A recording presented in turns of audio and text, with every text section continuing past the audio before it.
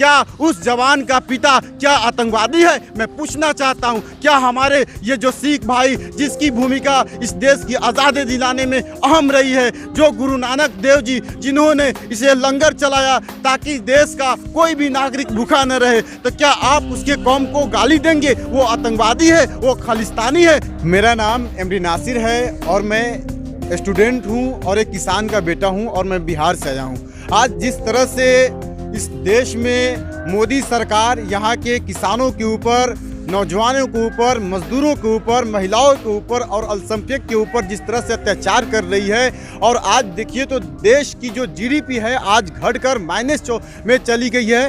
तो मैं इस पे 2 लाइन कहना चाहूँगा कि मुझे मोदी ने लूटा, राहुल में कहाँ दम था? मुझे मोदी ने लूटा, राहुल में कहाँ दम था?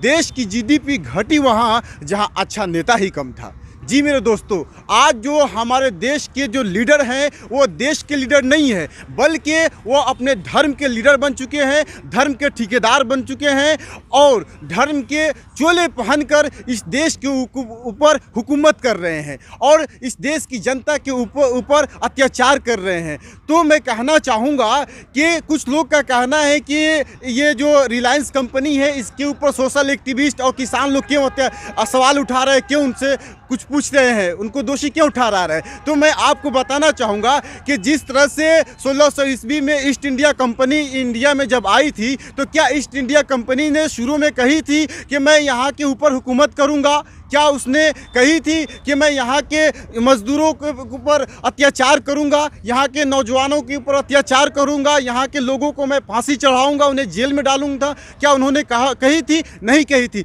लेकिन क्या उसने, ईस्ट इंडिया कंपनी ने, अंग्रेजी हुकूमत ने क्या यहाँ के युवाओं पर अत्याचार नहीं किया? क्या यहाँ के किसानों पर अत्याचार नहीं किया?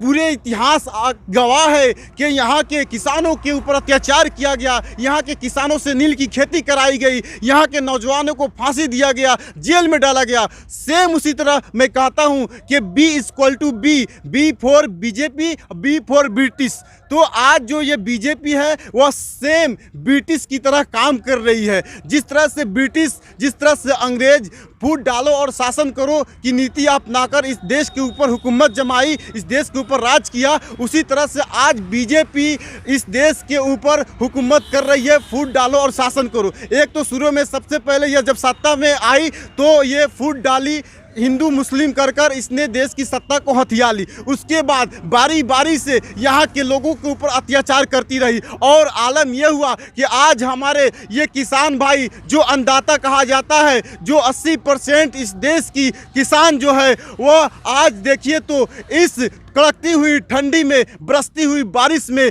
ये दिल्ली के गाजीपुर बॉर्डर पे हैं, आसिंगू बॉर्डर पे हैं, तुर्की बॉर्डर पे हैं। अपने अधिकार को लेकर वो अडिग हैं, वो अपने हक को मांग रहे हैं। लेकिन जो हमारी सरकार है, मोदी सरकार, वो सुनने की नाम नहीं ले रही है। वो बिल्कुल कबूतर की तरह आंख बंद कर बैठी हुई है। तो इस मोदी सरकार से मैं कह देना चाहता हूँ, आपने सालों से, 7 सालों से यहाँ के किसानों पर अत्याचार किया, हम चुप रहे। यहाँ के मजदूरों पे अत्याचार किया, हम चुप रहे। यहाँ के अल्पसंख्यक पे अत्याचार किया, हम चुप रहे। यहाँ के आदिवासी पे अत्याचार कर दिया, हम चुप रहे। लेकिन अब हम चुप नहीं रहेंगे। आपके आंखें में आंखें डालकर हम बात करेंगे, हम अपना अधिकार लेके रहेंगे।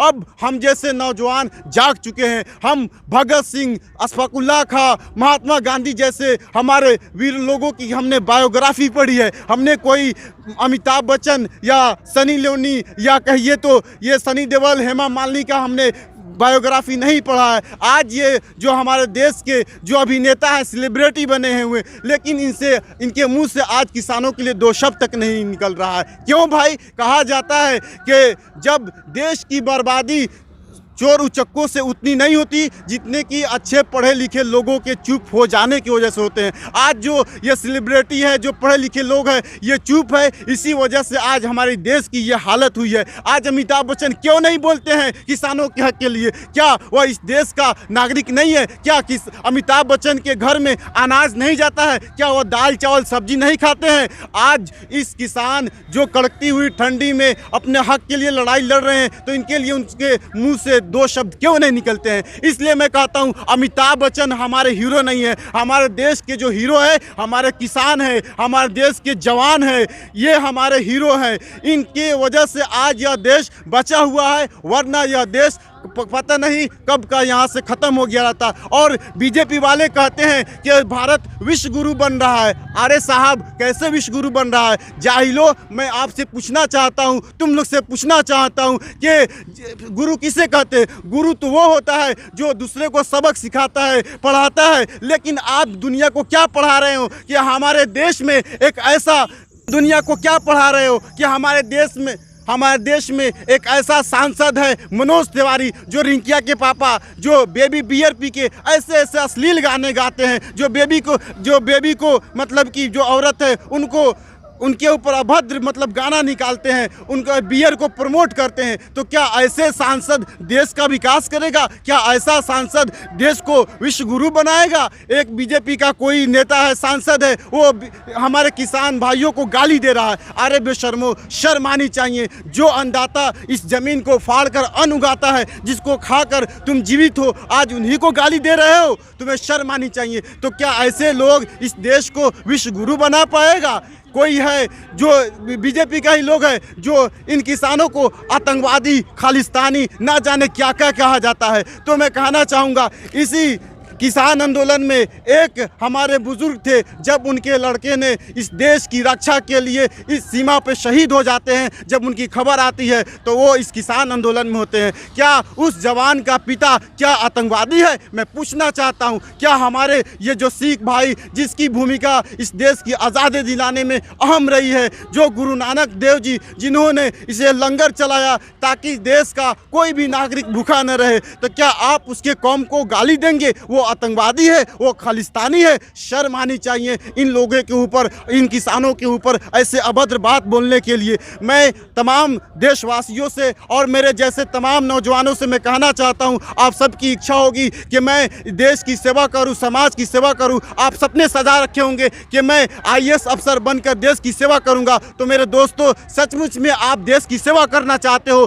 तो आप जिस उम्र में हो, जिस घड़ी में हो, जिस सिचुएशन में हो, वहाँ से आप आवाज़ उठाना शुरू करो। आज जिस तरह से देश में अत्याचार हो रहा है देश के किसानों के ऊपर, इनके साथ कंधे से कंधे मिलाकर आवाज़ उठाओ। हमारे देश के हमारे वीर सपूतों ने, जैसे भगत सिंह, सुखदेव, अशफाकुल्ला खान जैसे ने, उन लोगों ने कम उम्र में 19 साल 23 साल में इस देश के लिए शहादत दे दी। उनके बायोग्राफी को पढ़ो। आप केवल फेसबुक पे, ट्विटर पे, आप लोगों इंस्टाग्राम पे PUBG खेलकर अपनी ज़िंदगी को बर्बाद मत करो, इस देश को बर्बाद मत करो। इस देश को बचाना है तो आओ किसानों के साथ कंधे से कंधे मिलाकर इनकी आवाज़ को बुलंद करो। चलिए, मैं इतना ही बात कहना चाहूँगा। जय जवान, जय किसान, जय हिंदुस्तान, जय हिंद, जय भारत।